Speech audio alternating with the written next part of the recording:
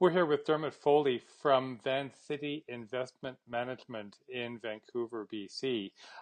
Dermot, most of us back east tend to think of Van City as the Vancouver City Credit Union.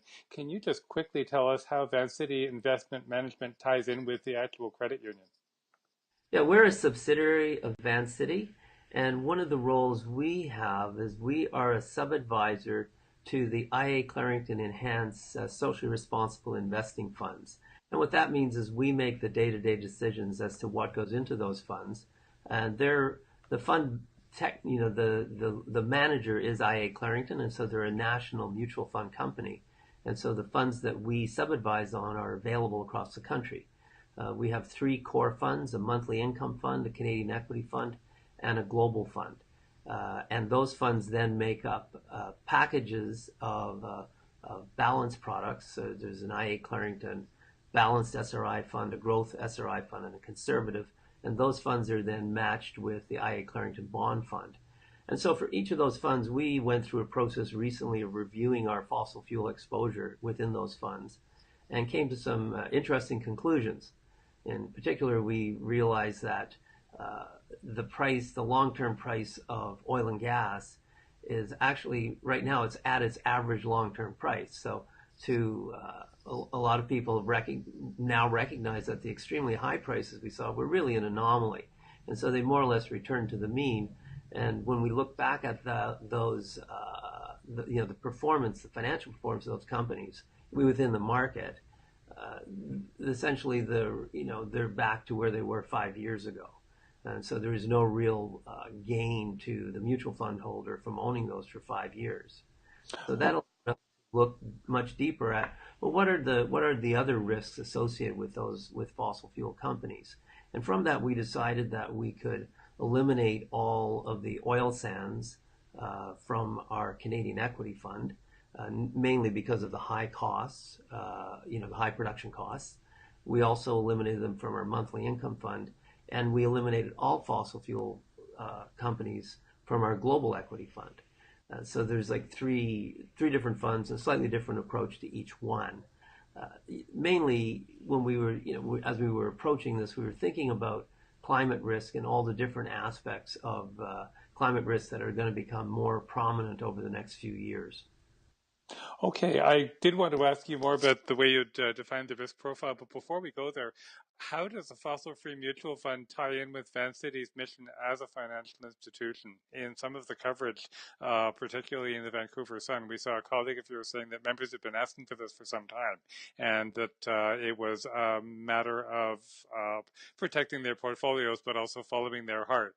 Can you tell me about that? Most people don't realize, but Van City started the first socially responsible mutual fund in Canada in 1985. So Van City's always been responsive to its members' needs and willing to take steps in pioneering investment products. So in a sense, it's a natural for Van City to be one of the first companies in Canada to publicly declare they're going to have a fossil fuel-free mutual fund. So Okay. it's partly in response to members, but for us, it was really a convergence of the the change in price of oil and gas companies, the emerging climate risk, and the desire of members to have an option that is free of all fossil fuel. Okay. Um, when you talk about maybe the increased risk perception around fossil fuel stocks, there's sort of a business as usual assumption out there that prices will recover and the demand for fossil fuels is going to continue increasing into mid-century. Um, is part of your assessment that maybe that's a lot of happy talk from a fossil fuel point of view, but not very happy talk from a climate point of view, and climate is going to be the trump card? If you look at the next few years, where we're going to go as a society in terms of addressing climate change, there seems to be a global consensus that we can't exceed a 2-degree increase in average global temperature, 2 degrees Celsius increase. That seems to be a pretty common starting point. Now, if we're going to achieve that level or stay within that threshold to avoid dangerous interference with the climate system, then according to the International Energy Agency, only 1/3 of proven reserves of fossil fuel can be consumed prior to 2050. What that means is that the two-thirds of what companies currently have on their books, fossil fuel companies, may not be utilized, which of course means there's a very significant risk to those assets. They become what's known as stranded assets. That's a term that came from the utility industry a few years ago during Hmm. deregulation, where people were talking about nuclear power and who was going to pay for these plants that everyone built, and they came up with this term stranded assets from accounting. And so, in a sense, you could see that happening within the fossil fuel industry when we get serious about climate change. And as a society, as an economy, we are going to get serious about climate change. It's not unavoidable at this point. We have to do something. We're starting to see financial instruments being developed across the country. Approximately 68% of Canada's economy will soon be under some form of carbon pricing. If you look at BC, Alberta, and Ontario, then there's going to be a price signal out there. One of the things that people have talked about at the IEA is that we can only use one third of fossil fuel, up to one third, if we don't implement carbon capture and storage. Okay, well, carbon capture and storage, the cost of carbon capture and storage is about $100 US per ton of CO2. That works out to anywhere between $35 and $55 per barrel of oil. So the amount of carbon dioxide in a barrel of oil, if you apply a control technology, it's going to cost you almost as much as the oil costs. That's the value of the CO2. So when you start talking about control cost, then you bring in something called substitution risk. Because if the real cost of controlling carbon dioxide is $50 per barrel of oil, then all of the other alternatives start to look a heck of a lot more economic. Whether it's DSM, demand side management, or renewable energy, or even lower carbon fuels like natural gas used in the right circumstances. So all of those things bring a lot more risk to the table to each individual company, and that's what we call company-specific risk. So each company within that sector has those risks. The other piece of risk is what we call systematic risk. I always want to say systemic, but it's actually Yeah, systemic. yeah. And that's the risk across the entire market. And make no mistake, climate change will have an impact on the entire market. It's going to impact the economies of many countries around the world. And as you get economic impacts, you start to get impacts that affect every company within your portfolio. And the question is, are you going to be invested in companies that have a really high beta, a high correlation to that market, where they start to move up and down in dramatic fashion in relation to the market? Or are you going to be invested in companies that are what we call the slow, boring companies that aren't quite as volatile? So I guess another question coming out of that is whether this analysis positions renewable energy assets in particular as a form of diversification or risk management for investors. Renewables definitely offer diversification benefits. Each portfolio, from our perspective, portfolio for a mutual fund for us, it's about 50 companies in each of our funds. So there's usually no more than 1.5 to 2.5% of each fund invested in each company. The more sectors you have, the broader your diversification, the more likely you are to avoid any missteps from each specific company. And what we've found in the last few years is that a number of the renewable energy companies that we've invested in are almost like utilities. They have long-term contracts with utilities. They've got a steady stream of revenue. They pay dividends. And as I said earlier, they're boring, and boring is good sometimes. You don't want to have an exciting portfolio where it's keeping you awake at night. May you So live in interesting times, yeah. exactly, exactly. And so renewables do bring diversification benefits to any portfolio. As long as the portfolio itself is diversified, because they're not, generally speaking, they're not correlated to oil and gas companies. You tend to see, I mean, at one point, natural gas and oil were much more closely related in terms of the volatility. But as we've seen utilities move away from using oil to generate electricity, the oil prices had much less of an effect on long-term renewables.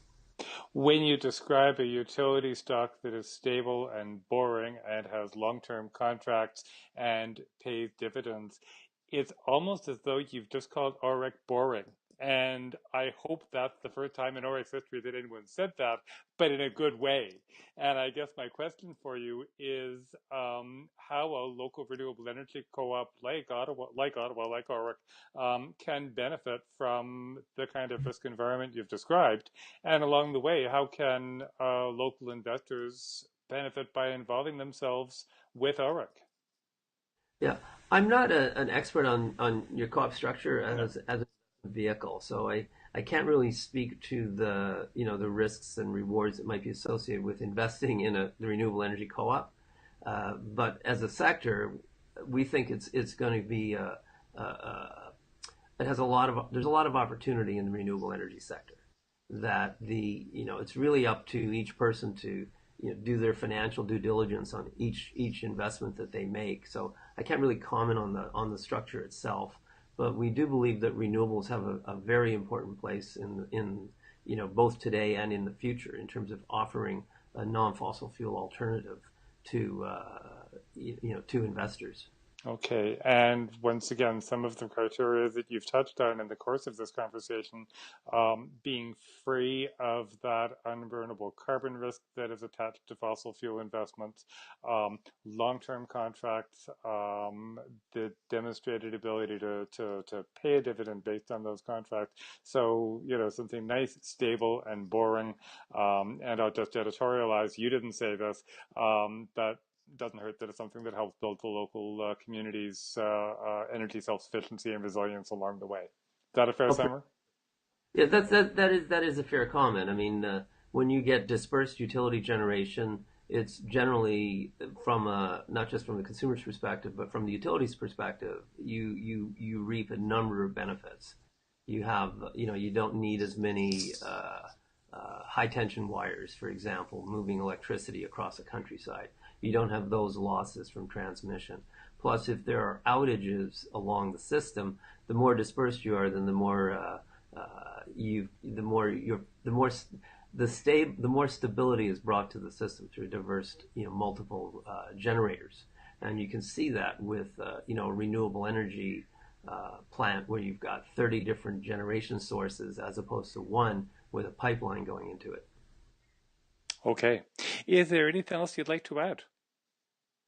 No, good luck with your process. I'm quite interested in renewable energy. I've been working on climate change since 1990. Uh, it's been a long and slow process, but despite the fact that we sometimes feel a bit cynical, a lot of progress has been made.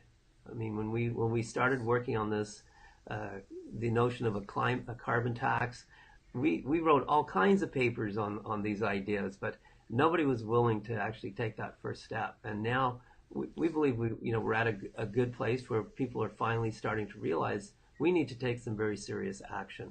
And hopefully, coming up to the Paris conference, the next conference of the parties on Kyoto or on the United Nations Framework Convention on Climate Change, that we'll see some really, really wonderful action coming out of that. Okay, so a lot of ground to cover on climate and on the low carbon transition, but we've covered a lot of ground already, and you see that momentum building up. Yes, definitely. There's definitely movement. We've had both the Prime Minister of France and Germany. They just met today, and we're talking. And since it is in Paris, France wants to see something come out of this, and they're talking about coming out with very substantial reduction targets. And in theory, uh, getting the G7 to agree to that. Now that includes Canada, so I won't hold my breath on what Canada will agree to, but it's good to see our provinces are taking a lot of action on climate.